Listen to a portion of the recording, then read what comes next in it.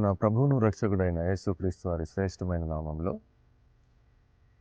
మీ అందరికీ యేసుక్రీస్తు నామాన శుభాలు వందనాలు తెలియజేస్తూ ఉన్నాం.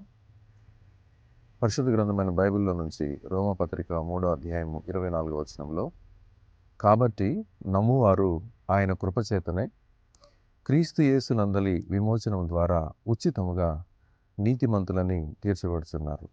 ప్రియులరా, పరిశుద్ధ గ్రంథమైన బైబిల్ చెప్తున్న మాట ఏంటి అనంటే, ఒక వ్యక్తి యేసుక్రీస్తు ప్రభువారిని నమ్మితే ఆయన కృపలో ఈ ప్రపంచంలో ఎక్కడా దొరకనటువంటి రక్షణ ఆయన ఉచితంగా నీకు ఇచ్చే దేవుడు. మానవుడు పాపిగా ఈ లోకంలో ఉన్నాడు.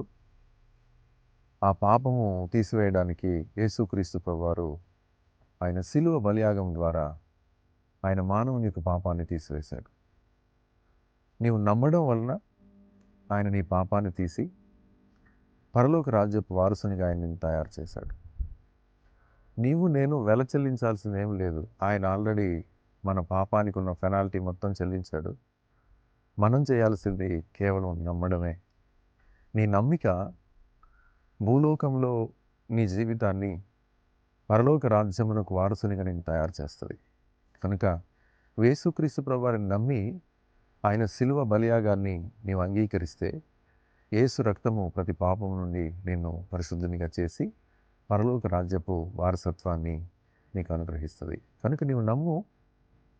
నీ నమ్మకం మోక్ష రాజ్యానికి వారసునిగా చేస్తుంది. మరి ఈ మధ్యకాలంలో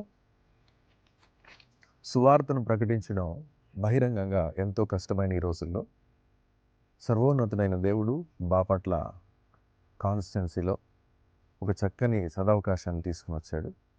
అదే మన ముందుకు తీసుకుని రాబడిన నమ్మిక టీవీ ఛానల్. మనం కొన్ని గృహాలకు వెళ్ళలేం, కొన్ని బజార్లోకి మనం రానిరు, కొన్ని స్థలాల్లో బైబిల్ పట్టుకుని కనబడితే ఇష్టపడరు. కానీ ఈ నమ్మిక ఛానల్ ఎక్కడికి మనం వెళ్ళలేమో, ఏ ఇంటిలో అడుగు పెట్టలేమో ఆ ఇంటి నట్టింట ఈ టీవీ ఛానల్ యేసుక్రీస్తు ప్రభువాని గురించి మాట్లాడబోతుంది. యేసుక్రీస్తు ప్రభువారి యొక్క రక్షణ గురించి, ఆయన శిలువ బలియాగాని గురించి, సర్వోన్నతుని దేవుని యొక్క గొప్పతనాన్ని గురించి, అంతేకాదు మానవుని పాపంలో నుండి పరిశుద్ధతలోనికి, ఈ భయంకరమైన అగ్నిగుండం నుండి మోక్ష రాజ్యానికి వారసునిగా చేయడానికి సర్వోన్నతుడైన దేవుడు ఈ కాలంలో బాపట్ల కాన్స్టిట్యున్సీలో అనేక మండలాల్లో ఈ యొక్క ఛానల్ దేవుడిచ్చినటువంటి చక్కని అవకాశంగా మనం చూస్తున్నాం.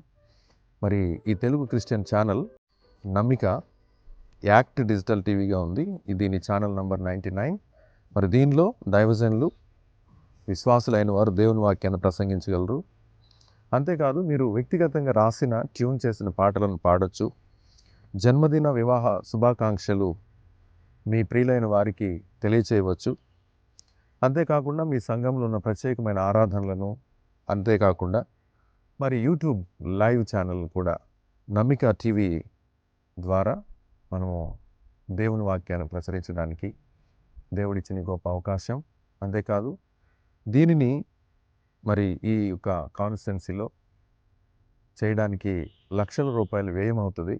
మరి ఈ యాజమాన్యం వారు దేవుని పనిని ఈ విధంగా డిజిటలైజేషన్లో ప్రకటించడానికి తీసుకుని వచ్చారు.